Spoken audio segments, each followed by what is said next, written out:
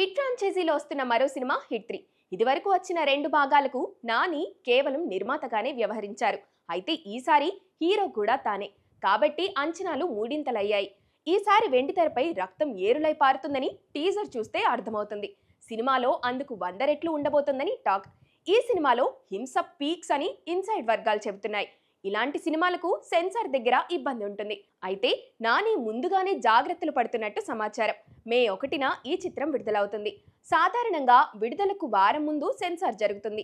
Hit 3కి మాత్రం 3 వారాల ముందే సెన్సార్ పూర్తి చేయాలని చూస్తున్నారు. ఎందుకంటే సెన్సార్ దగ్గర ఏమైనా ఇబ్బందులు వస్తే కవర్ చేసుకుని మళ్ళీ రీఎడిట్ చేసుకునే టైం ఉంటుంది. లేదంటే రివైజింగ్ కమిటీకి వెళ్లే టైం ఉంటుంది. అందుకే ముందుగా సెన్సార్ చేయించుకోవాలని భావిస్తున్నారు.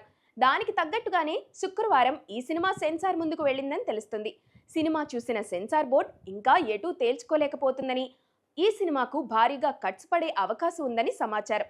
ఒకవేళ ఎక్కువ కట్స్ పడితే అప్పుడు రివైజింగ్ కమిటీకి వెళ్లాలని, కొన్నే కట్స్ పడితే ఏదోలా సర్దుబాటు చేసుకోవచ్చని టీం భావిస్తుంది. సోమవారంలోగా సెన్సార్ విషయంలో ఓ స్పష్టత వచ్చే అవకాశం ఉంది.